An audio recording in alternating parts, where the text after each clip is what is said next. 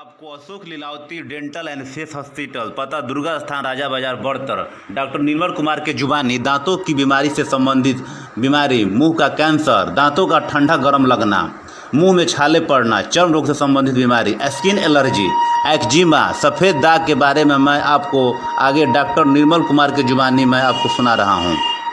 और देखिए, जिन रोगियों को अगर इनसे मिलना हो तो इनका पता है दुर्गा स्थान, राजा बाजार, बड़तर, उत्तर साइड में।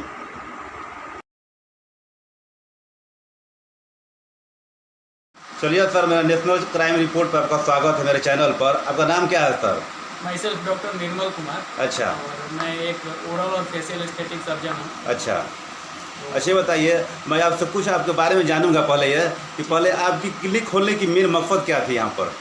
देखिए, हम पढ़ाई करके हम लोग जब आते हैं तो कोई भी अपना डॉक्टर चाहता है कि पहले उसका पर्सनल प्रैक्टिस या प्राइवेट प्रैक्टिस, आप जो भी बोलें, अच्छा, वो चले। और एक सोसाइटी को सर्व करने की मेंटलिटी भी हम लोग के अंदर होती है कि हम लोग सोसाइटी को सर्व करें, मतलब लोगों को सेवा दें। अच्छा, क्योंकि यहीं बताया जाता है कॉलेज में कि आपको सर्व भी करना है सोसाइटी के। अच्छा, डेफिनेटली ये सेल्फलेस सर्विस नहीं होता है, हम लोगों को भी कुछ नीड है और उसके एवज में हम लोग को भी कुछ मिलता है। अच्छा, लेकिन हम लोग कोशिश करते हैं, अपना मैक्सिमम देते हैं कि सोसाइटी को सर्व भी किया जाए और हमारे द्वारा जो लोगों को आराम हो, जो बीमारी होती है, लोग हमारे पास कंप्लेन लेकर आते हैं, उनको आराम हो मेरे दवाई से, मेरे इलाज से। मेरा मेन मकसद यही था। अच्छा। अच्छा बताइए sir, Ashok Lilavati dental and face hospital sir, ये कब खुला सर? ये खुला है, कब खुला ये है? 2 ईयर हो रहा है। अच्छा, 2 ईयर हो रहा है इसको ओपन हुए। अच्छा, और मैं प्रैक्टिस में हूँ अभी यहाँ पे। अच्छा। अशोक अच्छा, ये कुछ बारे में बात किया जाए कुछ टॉपिक पर। दांतों की बीमारी, मसूड़े से संबंधित बीमारी, मुंह का कैंसर से इससे क्या समझ है? देखिए, दांतों की बीमारी में कई तरीके की बीमारियां होती हैं। दांतों की बीमारी में मेन जो बीमारी होती है उसको पेरिडोंटाइटिस बोलते हैं, जिसमें हमारा पेरिडोंसियम, जिसको गम या मसूड़ा बोलते हैं हिंदी में, अच्छा, अच्छा, उसमें इन्फ्लेमेशन मतलब खुल जाता है, स्वेलिंग हो जाता है उसमें। अच्छा, ठीक है ना? अच्छा, और इसके बाद उसको पेरिडोंटाइटिस बोलते हैं। उसमें हेलिटोसिस, जिसको हम बोलते हैं मुंह से बदबू आना। हाँ, वो बीमारी होती है, मुंह से बदबू आने लगता है। और चूंकि वहाँ पे बैक्टीरियल कॉलोनीज जो है वो ग्रो होती रहती हैं, जो हमारे सूक्ष्म जीवी हैं, अच्छा, वो ग्रो होते रहते हैं उसके वजह से। तो उसको हेलिटोसिस बोलते हैं, एक वैसे कंडीशन जिसमें मुंह से दुर्गंध आने लगती है। बेसिकली पेरिडोंटाइटिस होता भी है, वो बैक्टीरियल इन्फेक्शन के वजह से होता है, जिसको हम पी जिंजिवालिस और कुछ और ग्राम नेगेटिव बैक्टीरियाज होते हैं, जिसके कारण से ये होता है। तो बेसिकली होता क्या है इसमें पेरिडोंटाइटिस में कि इसमें मसूड़ा में स्वेलिंग होता है। और एक और कंडीशन होता है, मैं आपको बता दूं कि स्कर्वी एक बीमारी होती है जो विटामिन सी की कमी से होती है। विटामिन सी की कमी से जब स्कर्वी नामक बीमारी होती है, उसमें भी हमारे मसूड़ों में स्वेलिंग हो जाती है और मसूड़ों से खून आने लगता है। क्योंकि हमारे पास जब पेशेंट आते हैं तो वो ऐसा भी बोलते हैं कि सर हमारे ये मसूड़ा से जो है वो ब्लीडिंग आती है, जब मैं ब्रश करता हूँ या करती हूँ तो ब्लीडिंग आने लगता है। तो वो जो होता है बेसिकली स्कर्वी के वजह से ही होता है। एक और कंडीशन होता है गम इन्फ्लेमेशन का, पेरिडोंटाइटिस का, वो हार्मोन से रिलेटेड होता है। हार्मोन इम्बैलेंस, जैसे किसी महिला का ये female sex hormone, that is called progesterone का लेवल मेंस्ट्रुअल पीरियड वगैरह में हाई और लो होता है, तो वैसे कंडीशन में भी होता है। ठीक है ना? इसके बाद एक कंडीशन मेडिकल कॉम्प्लिकेशन की मैं बात करूँ तो डायबिटीज मिलाइटस में भी हेलिटोसिस और ये पेरिडोंटाइटिस होने के चांसेस होते हैं, और होता भी है पेशेंट को। कई बार दूसरे इन्फेक्शन, कैंडिडियल इन्फेक्शन भी हो जाते हैं, फंगल इन्फेक्शन भी हो जाते हैं। डायबिटिक पेशेंट की मैं बात कर रहा हूँ यहाँ पे, डायबिटिक पेशेंट की रिगार्ड। तो वैसे कंडीशन में भी होता है, जो मसूड़ों की बीमारी के स्पेशली मैं आपको बात बता रहा हूँ। और ये रहा मसूड़ों की। अच्छा, ये बात देहात में कहते हैं, सुनते होंगे सर, टपटाते होंगे कि बोलते हैं कि दांत में अंगड़ रहा है, यानी कहने को मतलब दांतों में कड़ा और गर्म लगना, मतलब। हाँ, ठंडा गर्म जो लगता है। अच्छा, ठंडा गर्म तरह हाँ, का ठंडा गर्म। ठंडा गर्म लगने का कारण ये है कि आपका ब्रशिंग टेक्निक यदि खराब है, अच्छा, यदि ब्रशिंग टेक्निक आप सही से ब्रश नहीं कर रहे हैं, मैं उसको यहाँ पे बता नहीं सकता हूँ क्योंकि उसको पेशेंट पे ही डेमो दिया जाता है बेसिकली। तो ब्रशिंग टेक्निक आपका यदि खराब है तो आउटर मोस्ट लेयर जो हमारा टीथ का होता है, दैट इज कॉल्ड एनामिल, उसको हम एनामिल बोलते हैं। ठीक है ना? यदि आपके ब्रशिंग टेक्निक से वो घिस रहा है, कंटिन्यूसली घिस रहा है, आप रॉन्ग ब्रशिंग टेक्निक कर रहे हैं, और आपका जो ये मसूड़ा, ये जो दांत है उसका जो खुल गया है, नस, उसको नस खुलना बोलते हैं लेमन लैंग्वेज में, नस खुल गया है, तो उससे भी सेंसिटिविटी होगा, उससे भी अंगरने लगता है। तो उसका यदि हम ट्रीटमेंट प्रोटोकॉल की बात करें तो हमारे पास 2 तरीके का ट्रीटमेंट प्रोटोकॉल है। एक तो हम प्रॉपर उसको डायग्नोसिस करेंगे कि आपके जो दांतों के नस खुल गए हैं कि नहीं खुले हैं। यदि खुल गए हैं तो वैसे कंडीशन में हम दांतों को RCT करके उस पर कैप लगा देते हैं। और यदि आउटर मोस्ट लेयर एनामेल आपका घिस रहा है तो वैसे कंडीशन में हम क्या करते हैं कि वहाँ पे कुछ मेडिकेशंस वगैरह से भी उसमें काम हो जाता है, कुछ टूथपेस्ट होते हैं उससे भी काम हो जाता है, ठीक है ना।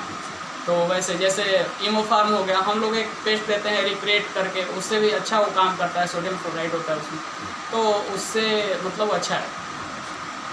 सर एक और रोग है सर जो हम लोग हो जाता है, दांत में छल्ला पड़ जाना, बस उड़ाना इधर उधर, इसको नहीं देखिए, पहले आपको मैं कंफर्म करूँ, दांत में नहीं, हार्ट टिश्यू में कभी छाला नहीं पड़ेगा। छाला जब भी पड़ेगा तो मसूड़ा में होगा, ये हमारे आउट मतलब इनर साइड में होगा, ओरल कैविटी में, और टंग में होगा। छाला पड़ने का भी मुंह के अंदर छाला पड़ जाना। हाँ राइट। अच्छा। तो छाला पड़ने का भी कई कारण है। एक तो हम बोलते हैं छोटा छोटा जो होता है, that is called aphthous ulcer. Aphthous ulcer उसको बोलते हैं। वो होता है बेसिकली विटामिन B कॉम्प्लेक्स के डिफिशियंसी के वजह से। आप देखे होंगे, आप जाएंगे तो बोलेंगे कि सर किसी डॉक्टर के पास, तो बोलेंगे कि मुझे सर ये अल्सर हो गया है, छोटा सा। तो करेगा क्या डॉक्टर, क्या B कॉम्प्लेक्स चला देगा और एक आपको कोई कॉर्टिकोस्टेरॉइड क्रीम लाइक TS या केनाकोट लिख देगा। वो बोले जाओ आप खा लो, पानी अच्छे से पियो और थोड़ा सा B कॉम्प्लेक्स अपना बढ़ा लो, फूड क्वांटिटी व कैसे भी, उससे आपको रिलीफ हो जाता है, ठीक है ना।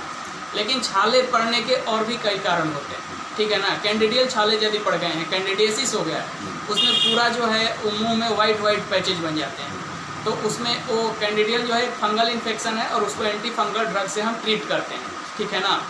एम्फोटेरेसिन B और क्लोट्राइमाजोल वगैरह देते हैं। छाले की मैं बात करूं तो ल्यूकोप्लेकिया एक कंडीशन होता है हमारे मुंह के अंदर, उसमें भी छाले पड़ जाते हैं, वाइट पैचेज अपीयरेंस होते हैं, लेकिन उसको हम बोलते हैं कि ये प्री कैंसरस लीजन होता है, ठीक है ना। ल्यूकोप्लेकिया होता है वो नॉन स्क्रैपेबल लीजन, वो स्क्रैप करने पे नहीं हटेगा, ठीक है ना, लेकिन वो प्री कैंसरस लीजन होता है। और भी कंडीशन है, एक इरिथ्रोप्लेकिया होता है जिसमें थोड़ा सा रेड टाइप के हो जाते हैं छाले, दैट इज कॉल्ड इरिथ्रोप्लेकिया। तो और इस सबको हम बोलते हैं प्री कैंसरस लीजन, ठीक है ना, छाले के। लेकिन बेसिकली जो छाले होते हैं मुंह में, वो आप ये समझ लो कि एप्थस अल्सर इस तरीके का होते हैं, और उसको B कॉम्प्लेक्स के मतलब ये यदि हम पिल्स देते हैं तो उसको ठीक किया जा सकता है। यदि ज़्यादा है पेशेंट को तो हम कई बार ये बीटाडिन गार्गल या स्पेसिफिक एरिया में हो रहा है तो हम कॉर्टिकोस्टेरॉइड क्रीम लाइक केनाकोट, ट्राइमासिनालोन का जो क्रीम आता है उससे हम ट्रीट करते हैं पेशेंट को। ये देखिए सर, बिहिया में सर जो देखे होंगे रामको फैक्ट्री है, यानी जो सुबियाटा कहते हैं लगभग, वहाँ पर सर बनता है सर सीमेंट का अथी बनता है, अल्वेस्टर कराकट बनता है। उसके चलते सर बिहिया वासियों को सर बहुत सारा मतलब चर्म रोग हो रहा है, मतलब खुजली हो रहा है। तो उस पर कुछ हम लोग चर्चा किया जाए, चर्म रोग से संबंधित बीमारी पर हम लोग चर्चा किया जाए, स्किन एलर्जी के बारे में सर। इसकी ताकि एलर्जी क्यों हो रहा है, मतलब क्या कारण होता है उसका, कि जो बिहिया वाला जो फैक्ट्री उससे संबंधित है या नहीं है रोग को। देखिए, इसमें 2 चीज़ें हैं, ये हो भी सकता है, नहीं भी हो सकता है, ठीक है ना। अच्छा। यदि हम ग्राउंड वाटर लेवल की जांच करें, यदि उससे एलर्जी हो रहा है तो ग्राउंड वाटर लेवल की यदि आप जांच करवाते हैं और उसमें कुछ वैसे मिनरल्स मिलते हैं जो किसी एलर्जी के लिए रिस्पॉन्सिबल है, तो हम 100% कह सकते हैं कि उससे होता है। लेकिन हमारे पास जब तक मतलब रिटन एविडेंस नहीं होगा तो हम नहीं कर सकते। स्किन एलर्जी बेसिकली होता है स्किन में रैसेज आ जाना, रेडनेस, इचिंग हो जाता है, इन्फ्लेमेशन हो जाता है। उसका स्किन एलर्जी के कई कारण हैं। एलर्जेंस वहीं होते हैं जो फॉरेन एंटीजन से हमें इफेक्ट करते हैं, लाइक किसी बाहरी चीज़ से आपको एलर्जी हो गया, आप कुछ खा रहे हैं, जैसे मोस्ट कॉमनली कुछ लोगों को हो जाता है मूंगफली से एलर्जी, पीनट से एलर्जी होता है, फिश से एलर्जी होता है, अंडा खाने से हो जाता है और मछली खाने से होता है। तो इन सब चीज़ों से एलर्जी होता है, ठीक है ना। तो हम एलर्जी को यदि आप डिफाइन करेंगे तो वहीं होगा कि कोई भी बाहरी कारक से यदि हम प्रभावित होते हैं तो उसको हम एलर्जी बोलते हैं, ठीक है ना। तो स्किन में भी हो सकती है। स्किन एलर्जी का सिम्टम बेसिकली यही होता है कि वहाँ पे ये लाल लाल चकते हो जाएंगे, वहाँ खुजली होने लगेगी।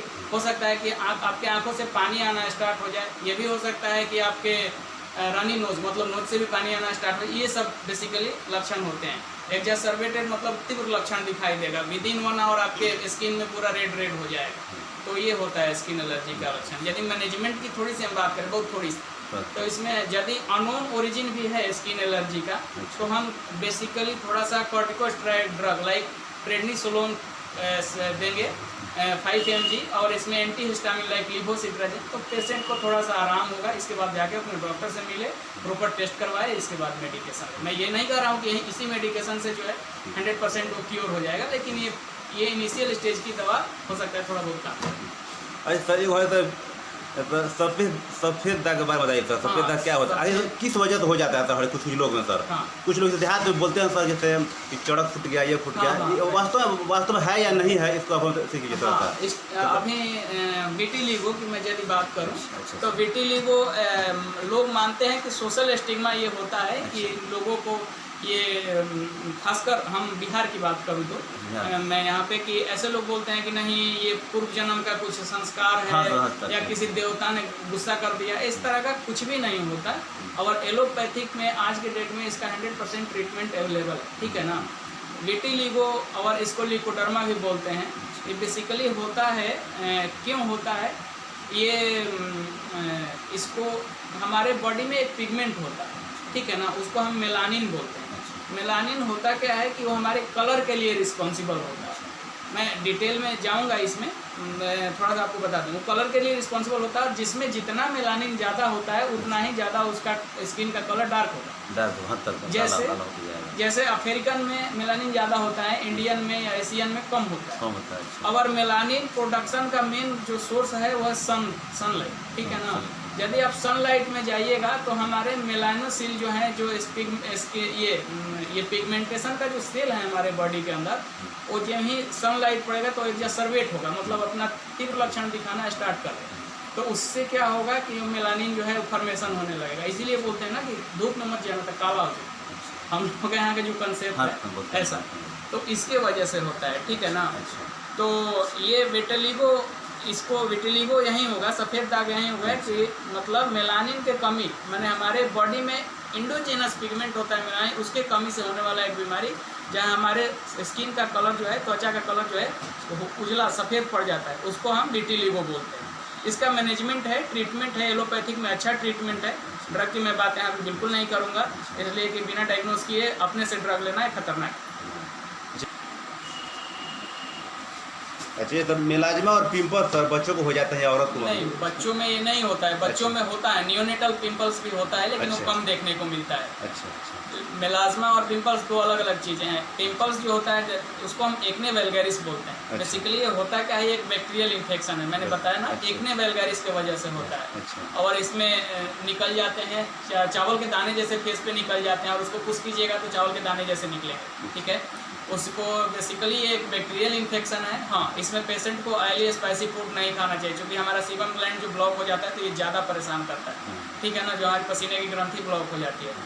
और इसका मैनेजमेंट है, आप क्लिंडामाइसिन जेल लगा सकते हैं और टेट्रानोइक एसिड टैबलेट ले सकते हैं। और यदि मैं आपका ये मेलास्मा की बात करूं तो मेलास्मा जिसको छाही बोलते हैं, गाँव देहात छाही बोलते हैं, मैंने अभी बताया ना आपको कि सन लाइट में जाने से एग्जासर्बेट हो जाता है हमारा मेलानोसिल, तो वो भी एक कंडीशन है। और कुछ हार्मोनल इम्बैलेंस भी है फीमेल में जो मेलास्मा के लिए रिस्पॉन्सिबल है। तो मेलास्मा को मैनेज करने के लिए आप सनस्क्रीन लगाइए। कुछ क्रीम आता है, एस्ट्राइड क्रीम आता है, उसको शॉर्ट टर्म के लिए हम जरूर यूज कर सकते हैं। और इसमें भी विटामिन सी का बहुत बड़ा रोल है। स्कर्बिक एसिड लीजिए, आपका मेलास्मा बैलेंस रहेगा। सनलाइट में जा रहे हैं तो आप सनस्क्रीन जरूर लगाएं, वो अच्छा है, उससे मैनेज रहेगा। ठीक है सर, तो आपसे बात करने के लिए सर बहुत बहुत सर थैंक यू। अब अगर चैनल फिर बात करें, अगला टॉपिक तो हम लोग फिर बात करेंगे आगे तरफ। ठीक है, ठीक है। Thank you.